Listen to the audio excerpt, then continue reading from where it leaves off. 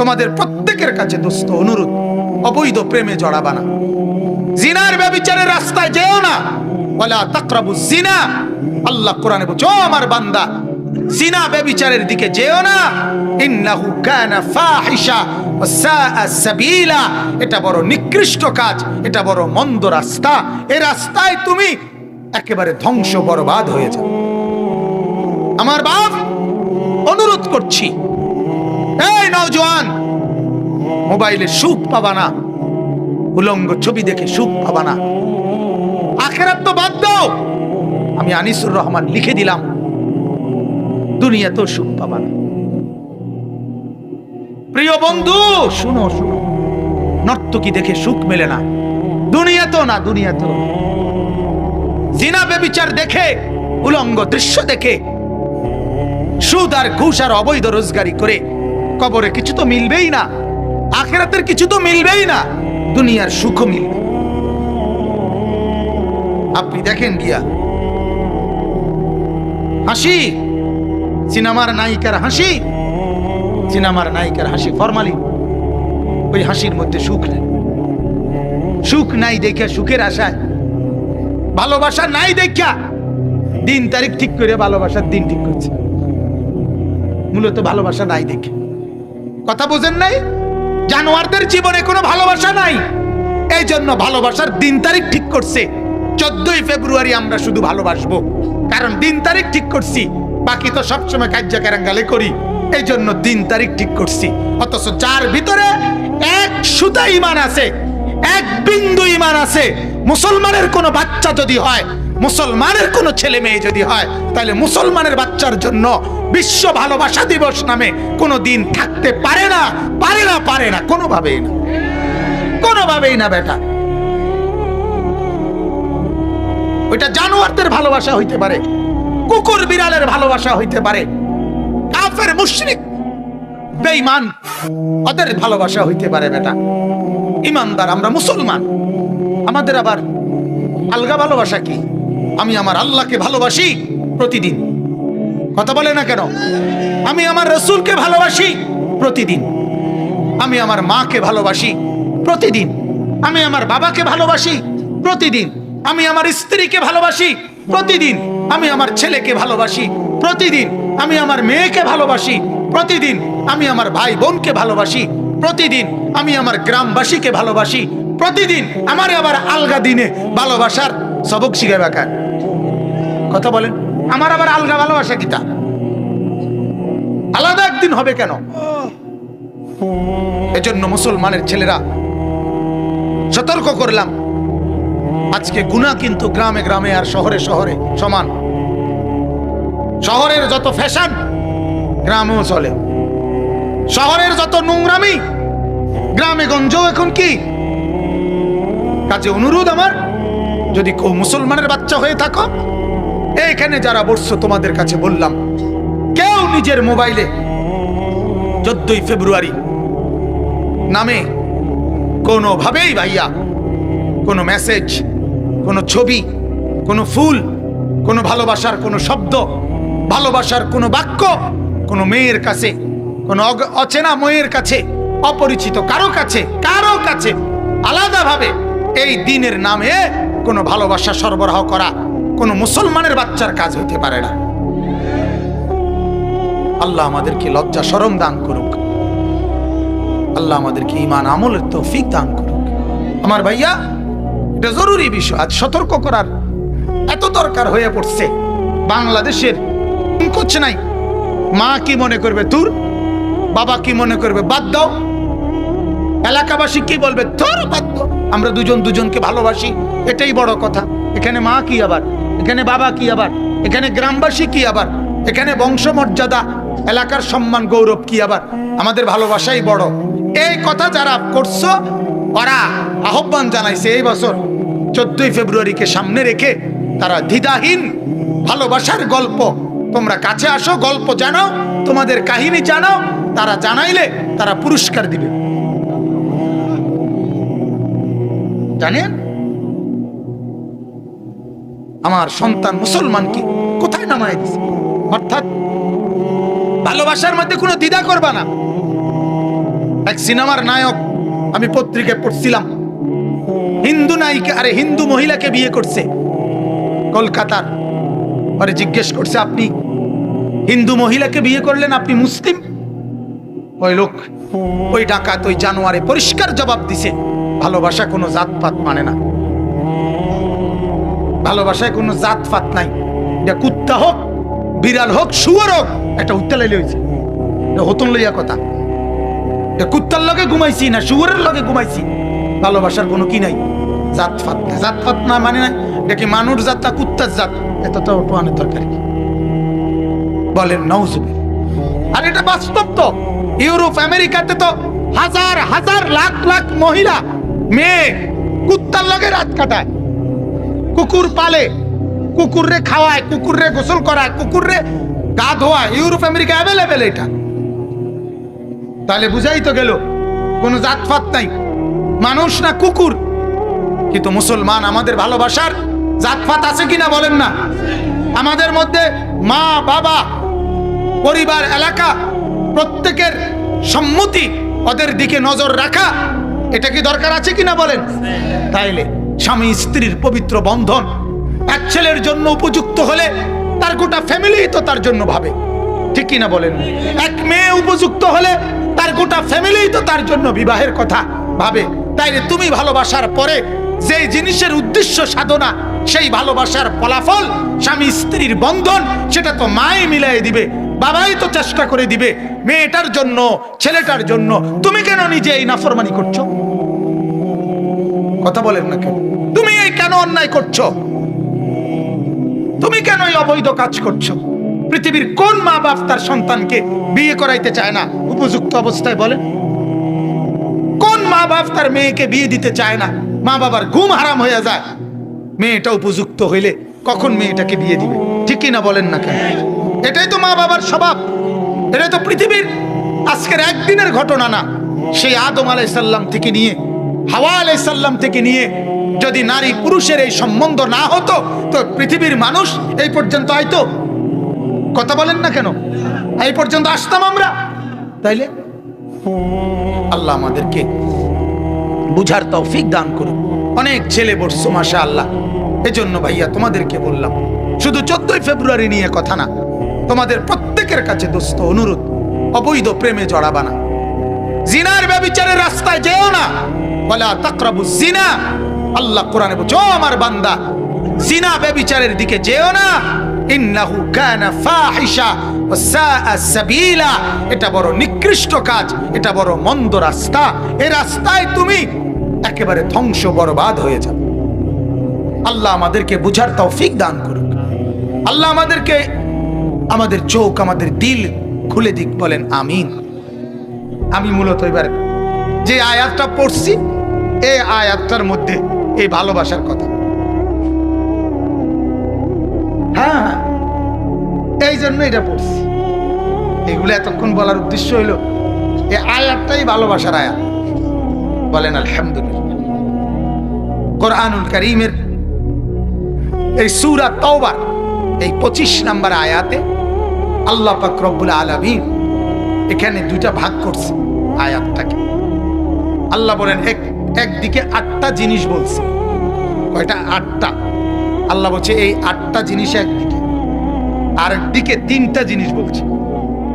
আল্লাহ বলেন এই 8টিকে তুমি বান্দা ভালোবাসো, আমার মানা নাই, তবে এই দিকে যে 3টা, এই 3টার ভালোবাসা এই 8টার চাইতে উপরে থাকতে হবে। কথা বুঝছেননি আপনি?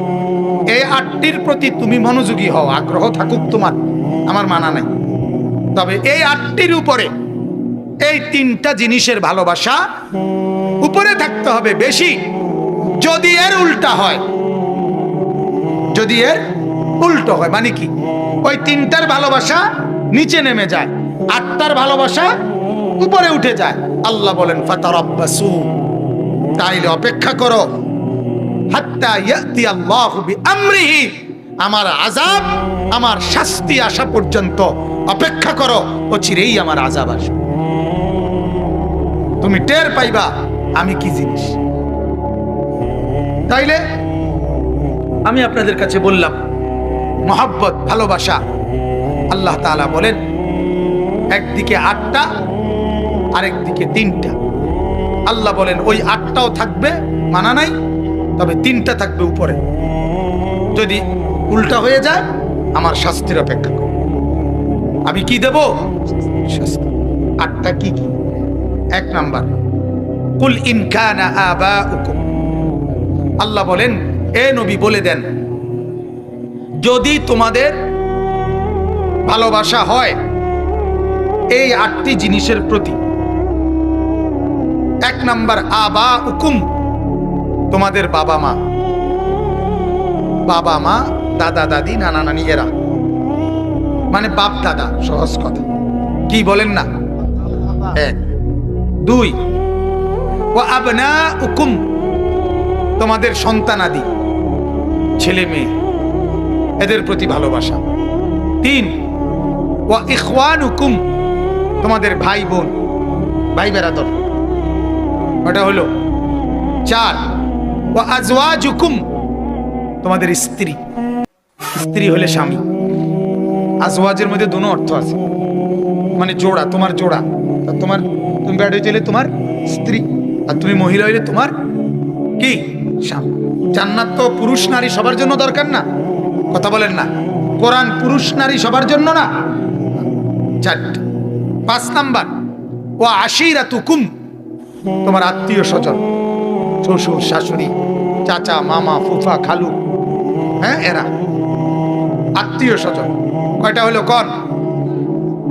বাবা দাদা 1, সন্তানাদি 2, ভাই বোন, স্ত্রী, আত্মীয় স্বজন। মানুষের মধ্যে 5 আইটেমে সব পড়ে গেছে, মানে এটার ভিতরে সবাই আছে, ঠিক না বলেন? এবার আল্লাহ বলেন আর 3টা, ওয়া আমওয়ালুন ইকতারাফতুমুহা, যে টাকাগুলো তোমরা সম্পদ, টাকা পয়সা সম্পদ জমা করছো তুমি কষ্ট করে, তিল তিল করে, এটার প্রতি ভালোবাসা। এটার প্রতি মানুষের ভালোবাসা থাকে, এটা আমার কষ্টের কামাই, ঠিক কিনা বলেন না? এটা কোনো দোষের কথা। তোমার কষ্ট করে তুমি কামাই করছো, এটার প্রতি তোমার মহব্বত থাকবে না? আমি কষ্ট করে টাকাটা 100টা টাকা কামাই করছি, আমি বুঝি হালাই দিয়ে, ঠিক কিনা বল? এটার ভালোবাসা। তোমার জমানো সম্পদের সম্পদ, টাকা পয়সা। এরপরে 7 নাম্বার ওয়া তিজারাতুন তাখশাউনা কাসাদাহা, তোমার ওই ব্যবসা রোজগার যেটা তুমি প্রতিনিয়ত এত খেয়াল রাখো যে ভয়ে ভয়ে থাকো, একটু গাফলতি করলে আমার ব্যবসাটা ছুটে যাবে, ক্ষতিগ্রস্ত হবে। দেখবেন এই দুনিয়ায় কত ব্যবসায়ী আছে যারা হাজারো অনুষ্ঠান, আত্মীয় স্বজনের বেড়ানি, বহুত কিছু শুধু দোকানদার আশায় ছেড়ে দেয়। না ভাই, আমার দোকানে যদি প্রতিদিন এভাবে এদিক সেদিক জায়গা, শেষে কাস্টমার ছুটে যাবে, ঠিক কিনা বলেন না? এরম আছে না মানুষের, যে দোকান ছেড়ে যাইতে রাজি, শুধু দোকান।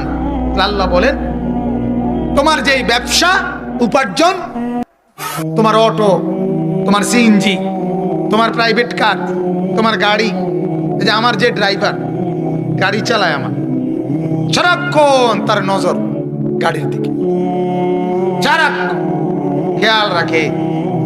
একটু আওয়াজ হইলে হেঁটে বুঝি, আমি বুঝি না, হেঁটে ঠিকই টের পায়, কোনান দিয়া দেখি যে আবার ব্রেক করে চায়, চাক্কা চুক্কা চায়, কথা বুঝছেন কি? হে তো তার ফিকির, এটা তার ভিতরে এটা কাজ করে। আমি আজকে এক জায়গায় নামতে সময় একটু রাস্তাটা একটু ঢালু, যদি দরজাটা ধরে নামবেন, এটা যদি এমনি খুললে ছেড়ে দেন, হাম করে বাড়ি গেল। হ্যাঁ, হেতের এটা ফিকির, আমি তো এটা বুঝি না। তাইলে আল্লাহ তাআলা বলেন যার যে উপার্জনের মাধ্যমটা, এটার প্রতি মহব্বত। কটা হলো? 8 নাম্বার ওয়া মাসাকিনু তারদাউনাহা, তোমার যেই বসত ভিটা, ঘরদুয়ার, বাড়ি ঘর, বিল্ডিং দালান, যেটাই হোক, তোমার এই বসত ভিটার মহব্বত। এই কয়টা হইল? আর কিছু বাকি নেই মানুষের, সব এটার ভিতরে চলে আসছে। তোমার উপার্জিত সম্পদ, তোমার আয় রোজগারের যেটা যার মাধ্যম, কথা বুঝছেন কিনা? যে যে চাকরি হোক, ব্যবসা হোক, দোকানদারি হোক, যে যেমনি কি করো, আয় করো ওইটারে। আর তোমার বসত ভিটা, ঘরদুয়ার, এগুলোর প্রতি তোমার ভালোবাসা। আল্লাহ বলেন আমি এগুলোর কোনোটাই নিষেধ করি না, একটাও নিষেধ না।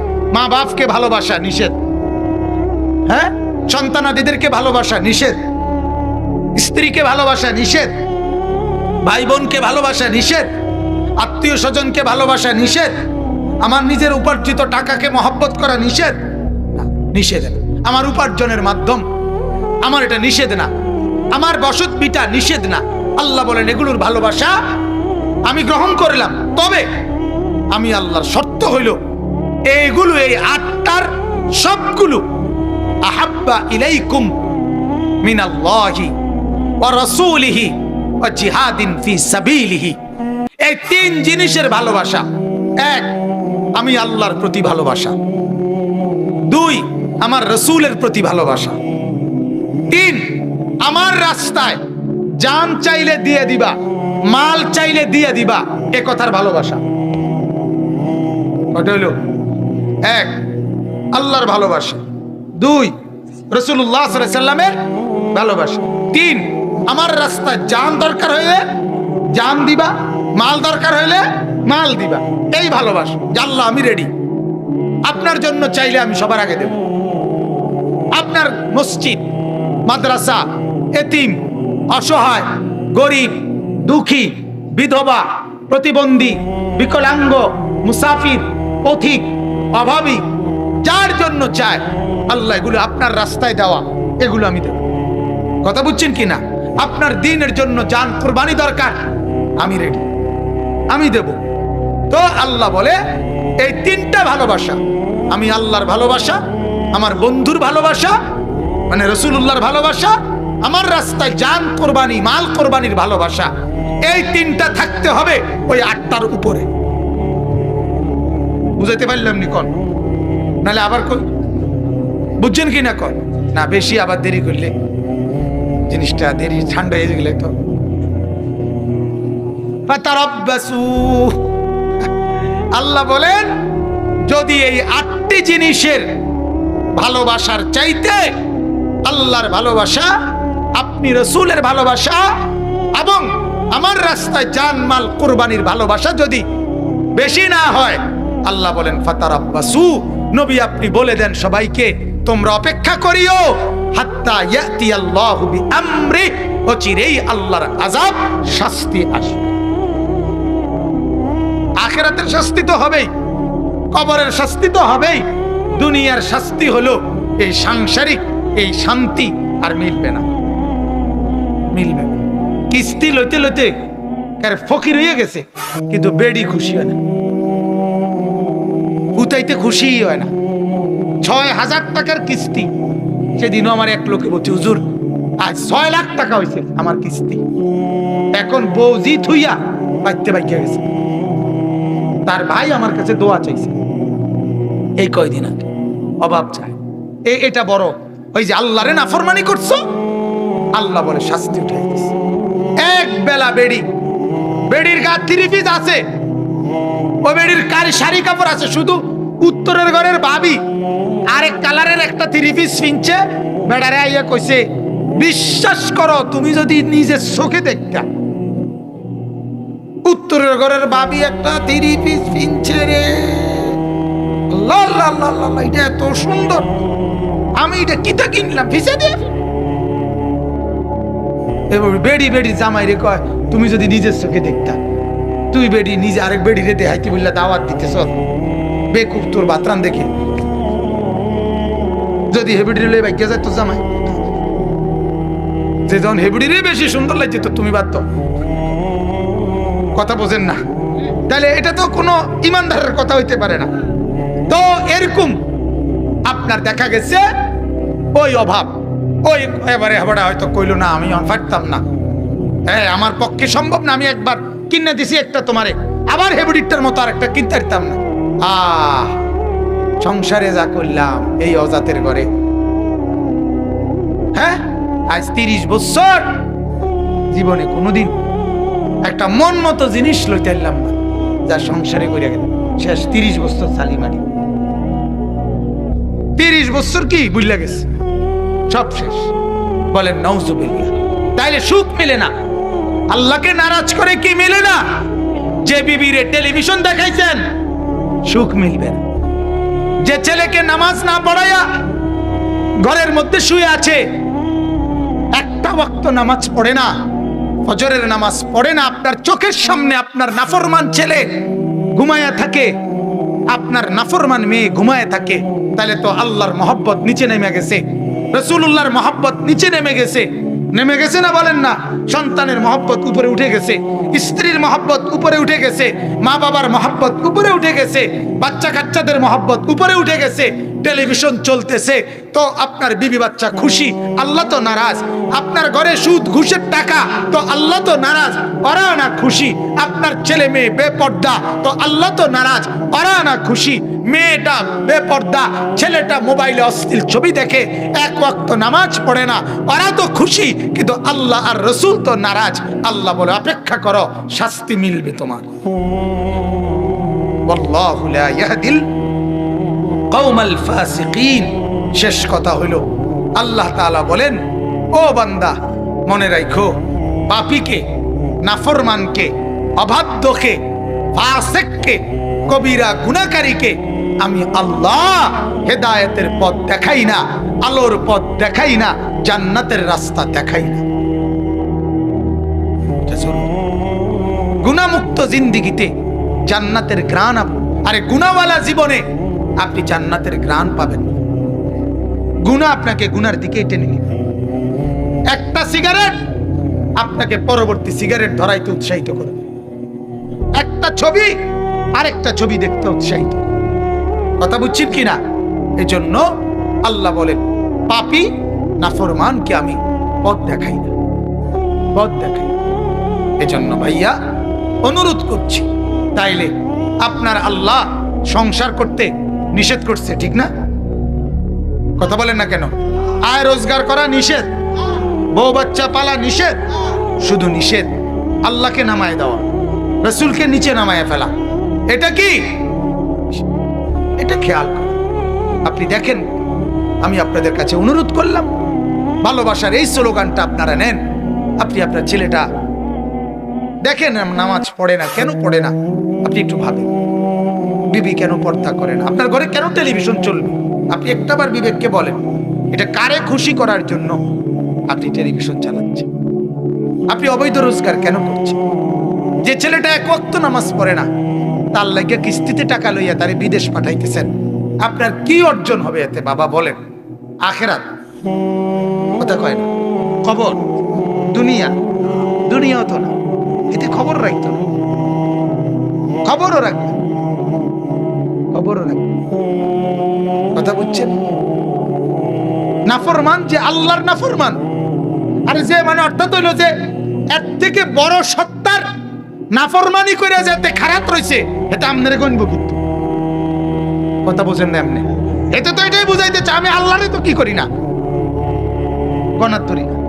আপনি কিতা মা বাপ কিতা, আবার আল্লাহর সামনে মা বাপ কি? এই জন্য অনুরোধ, তোমরা যারা ছেলে ভাইয়া, তোমাদের কাছেও বলি বাজান, দুই কথা। এক কথা তো মা বাবার কাছে বললাম, আপনাদের বিবি বাচ্চার দিকে, সন্তানদের দিকে নজর দেন। আর তোমাদেরকেও বললাম, ভাইয়া তোমরা যারা বসছো, কষ্ট করছো, আমার অনুরোধ, আবারও বলছি বাপ, আমি পায়ে ধরে বলি, বন্ধু, জীবনটাকে এক প্লেট খিচুড়ি মনে করো না। অনুরোধ বাজান, জীবনের এটা কোনো কিছুই না, একটা জিলাপি, দুগা ভাত তরকারির জীবন মনে করো। জীবনের একটা লক্ষ্য উদ্দেশ্য আছে, টার্গেট আছে। অনুরোধ, আমার জীবন সুন্দর করো, জীবন সুন্দর করো। আল্লাহ তাআলা আমাদের প্রত্যেকটা ছেলেদেরকে তৌফিক দান করুন। গুনাহ থেকে বাঁচো বাজান, নামাজের সেজদা করো, আখিরাতের ফিকির করো, নিজের জীবন সুন্দর করো। মনে রাখো বাপ, এটাও একটা জরুরি কথা, যদি বাবায় খবর না রাখে, যদি মায় ইবাদতের খবর না রাখে, তবুও তোমারে কিন্তু হিসাব দিতে। কথা বুঝেন নাই আপনি? হাসরের ময়দানে এই কথা বললে হবে না যে আমার আব্বাই আমারে নামাজ পড়াইছে না দেখা আমি পড়ি নাই, এই কথা বললে চলবে তো? তাইলে বাপ, বিষয়টা কিন্তু সাংঘাতিক, বিষয়টা সাংঘাতিক। আল্লাহ তাআলা ইব্রাহিম নবীকে সন্তান, তাকে জান্নাত দিবে, কিন্তু বাপ আজরকে জাহান্নাম। কথা বলেন না কেন? আল্লাহ তাআলা নূহ নবী বাপ ওনাকে জান্নাত দিবে, ছেলে কেনান তাকে জাহান্নাম দিবে। আল্লাহ তাআলা লূত আলাইহিস সালাম নবী স্বামী ওনাকে জান্নাত দিবে, ওনার স্ত্রী তাকে জাহান্নাম দিবে। লূত আলাইহিস সালামের স্ত্রী জাহান্নাম, নবীর স্ত্রী। কোরআন। আল্লাহ তাআলা আসিয়া মহিলা স্ত্রী তাকে জান্নাত দিবে, তার স্বামী ফেরাউন তাকে জাহান্নাম দিবে।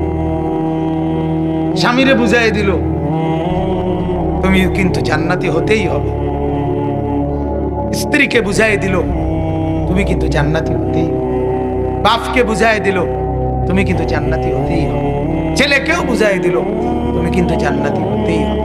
অতএব প্রত্যেকেই নিজ নিজ জায়গায় আখিরাতের ফিকির। প্রথম ফিকির আমার নিজের, দ্বিতীয় ফিকির আমার পরিবারের, তৃতীয় ফিকির আমার মহল্লার। এভাবে ফিকির বাড়াবে। কিন্তু প্রথম আমি আমার নিজের ব্যাপারে আমাকে মজবুত থাকতে হবে। আমার বাপ আমার ১৪ গোষ্ঠীও যদি নাফরমানি করে আমি করব না। এ কথার উপরে কি থাকতে হবে? ঈমান থাকতে হবে। কথা বুঝছেন? আমার আব্বাই কইছে দেখেই আমি সুদের টিয়া লমু, আমার আব্বাই কইছে দেখেই আমি হারাম টাকা রোজগার করব না, না। আজ আমরা এটা ভুলে যাই। আজ আমরা একজন আরেকজনের কান্দে চাপাই দিই। অনেক লোক আছে কোরআন শরীফ পড়ে না, পড়তে জানে না, জিগাইলে কইব কি হুজুর এই দুঃখের কথা কইয়া লাভ নাই, ছোটবেলায় বাপ মা পড়াইছে না এই জন্য কোয়াল খারাপ, শেষ। এই কথা কইয়া লেলেই হাসরের ময়দানে আল্লাহ বলবা আরে কিতা করিবা, তোমার বাপ মা পড়াইছে না, অতএব তুমি গিয়া যাও, ব্যস্ত যাও, তুমি ভাত তরকারি খাও। হ্যাঁ কি আলাপ বাপরে বাপ, এটা লাজন খিচুড়ি না, এটা লাজন খিচুড়ি খাওনে না, মাহফিলের শেষে খিচুড়ি খাও না, হাসরের মাঠ এটা খিচুড়ির মাঠ। রং মনে করছেন? আল্লাহ আমাদেরকে মাফ করে দেন। কবরের ফিকির করে আমি আপনাদের জন্য খুব দোয়া করি। চৈনপুর গ্রাম আপনাদেরকে অনেক মহব্বত করি। হাজী সাহেব, এই বাচ্চু হাজী সাহেব, আলম ভাই, এরপরে মুর্শেদ ভাই, এদের করি দোয়া করি আল্লাহ তাআলা আমাদের সবাইকে কবুল করেন। আমরা নামাজের ফিকির করব তো ইনশাআল্লাহ। আল্লাহ আমাদেরকে তৌফিক দান করে। যুবক ছেলেরা বাজান, ফজরের নামাজের গুরুত্ব দাও। আগামী দিনে বিশ্বাস করো ভাই, এই কোরআন হাতে বলি, আগামী সামনের সময়টা খাদ্য পড়ার লড়াই হবে না, ঈমান আর বেঈমানের মানে ঈমান টিকায় রাখার লড়াই। অতএব অনুরোধ আল্লাহ তাআলা আমাদেরকে তৌফিক দান করুন। আগামীর সময়টা মাহাদি আর দাজ্জাল, একদিকে মাহাদি আরেকদিকে দাজ্জাল। এজন্য মাহাদি ঈমান, ঈমানের পক্ষে, দাজ্জাল কি কুফরের পক্ষে। আমার কথা পরিষ্কার, ৭-৮ লাখ টাকার লস না, ৭০ লক্ষ টাকার লস আমি মেনে নিতে রাজি, কিন্তু আমার সেজদা যেন ছুটে না যায় এটা আমি খেয়াল রাখতে রাজি, আল্লাহর কসম। সোজা হিসাব। দুনিয়া পুরাটাই লস, ঠিক কিনা বলেন না? দুনিয়ারে আল্লাহ পুরাটারে কইছে ধোঁকা, কথা কয় না? দুনিয়া পুরাটারে আল্লাহ বলছে তামসা। ওয়ামাল হায়াতুদ দুনিয়া ওয়ামা হাদিহিল হায়াতুদ দুনিয়া ইল্লা লাহবু ওয়া লাইব। আল্লাহ বলে আমি বানাইছি বান্দা, আমি বলতেছি এটা তামাশা, এটা খেলাধুলা, খেলনা। আমনে না কোন এটা আসল, আল্লাহ কয় এটা খেলনা। কথা বলেন না?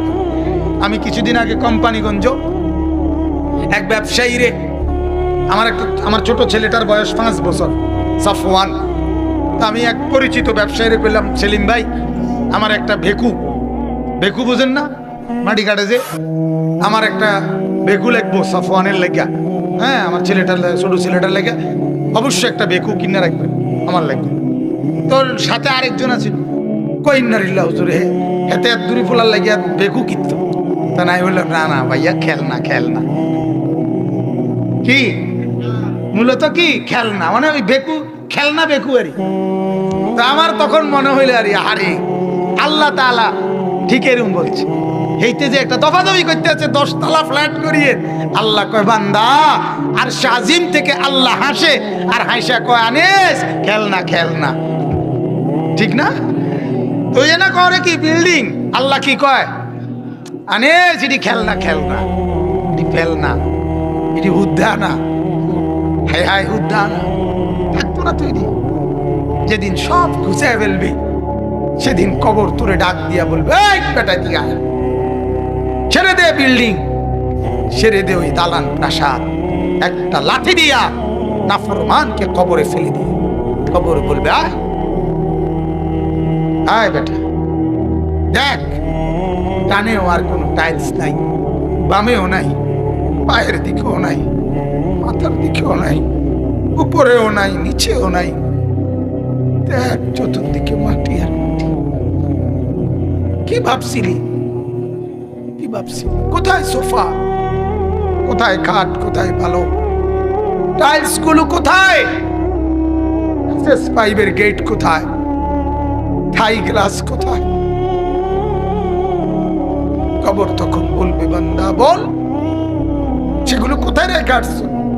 কি কষ্টটা না করছো, খাইয়া না খাইয়া নিজের হাতে ইটের মধ্যে পানি দিছ, নিজের হাতে ওয়াল ভিজাইছো সারা রাত সারাদিন, নিজের হাতে কান্দে কইরা কাঠ টাইনা আনছো, এই দুনিয়া সাজাইছো। আজ সেগুলো কোথায়?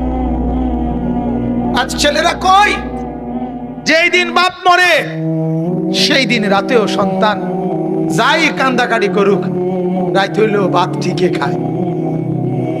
কিও ভাত খায় না, পরের দিন নাস্তা খায় না, কিরে কান্দস না তুই? না বলে তোর বাপের লেগে দুঃখিত, ভাত খাস খা। কথা বলেন না, এর নাম দুনিয়া, এর নাম কি? ধোকা। এটা ধোকা, এটা ধোকা, এটা ধোকা। হিসাব কেবল খানার, হিসাব কেবল বাবার ওয়াদা পালন করে নাই, বাবার ওসিয়ত পূরণ করে নাই, বাবার ঋণ আদায় করতে রাজি না, বাবার ওয়ারিসের সম্পত্তি, এই বাবার মৃত্যুর কারণে বোন সম্পত্তি পাবে, এটা দেয় না, এটি সব বাদ দাও, গরু জব করে ভাত খাবো, খানা বাপের লেগে খানা, হুদ্দা নামে না বাপের খানা, কিন্তু সবার পেটে পেটে খানা, ভাত তরকারি। কেন কেন এটা আগে হবে? এটা আগে হবে কেন? ওয়ারিসের বন্টন হবে আগে। কোন বাপ মৃত্যুর পরে একটা নুনের বাড়ি, আধা কেজি লবণ, লবণও যদি রাখা থাকে, বাবা উনি আনছিল বাজারের থেকে, আল্লাহর কসম এই নুন টুকুর উপরে ছেলে মেয়ে যতজন, ওদের প্রত্যেকের ওয়ারিস হিসাবে অধিকার, সবাই ভাগ করে দিতে হবে। বুঝেন এটা মিয়া? বুঝেন তো না, ভাতের থালা বোঝেন। ওয়ারিস শুধু জমির উপরে হয় না, বাবার স্থাবর অস্থাবর সবকিছুর উপরে ওয়ারিস, একটা নুনের বাড়ির উপরে ওয়ারিস। আমরা এটা পালন করি, কথা বলেন না কেন? খানাডা হেতে হেতে বাপে মরছে, এতে ফুলাগা কান্দে, আর মানুষে গিয়ে কয় খানাডা কোন দিন করিবা? আরে বুঝছি তো, কান্দা তো আইয়ে বুঝছি আমারও, কিন্তু ফাঁকি দিয়া কথাটা ভাঙ্গা লইলে ভালো ছিল না। হ্যাঁ, খানাডা কোন দিন করিবা? আরে বুঝছি বুঝছি নামনি ডাকাত, তুই তো বাতে না টুয়াইতে আস, তুই তো মূর্খা না টোয়াস বেটা। 7 দিনের দিন ভাত খাবাই তৈব, 40 দিনের দিন ভাত খাবাই তৈব, কিতা ঘটনা কিতা? বাতার উপরে এত চাপা চাবি বলেন না মিয়া? হ্যাঁ, এটা এটা এটা আজ যে বেঙ্গেল এটা জানাজার মাঠে কইয়া লাও খানাটা কোন দিন করবা। হ্যাঁ, খানার রূপে কোনো ওষুধ নেই, খানাটাই বড় ওষুধ। ওষুধ খাইলে খাইলাম, না খাইলে না, ভাত খাওয়াইলাম। আল্লাহ আমাদেরকে মাফ করে দেন। আমার বাপ, আমরা কবর প্রতিনিয়ত ভুলে যাই। আল্লাহর নবী সাল্লাল্লাহু আলাইহি ওয়াসাল্লাম বলেন, ও উম্মত, তুমি নিজে যে আমলটুকু পাঠাইছো এটাই তোমার বড় পুঁজি, এটা বড় পুঁজি। মত দেখো না কি পাঠাইছো। আমি যাওয়ার আগেই তো আমার কবরের বিছনা, কবরের সামানা পাঠানো উচিত, ঠিক কিনা বলেন? আল্লাহ আমাদেরকে বুঝার তৌফিক দান করুন। বিসমিল্লাহ।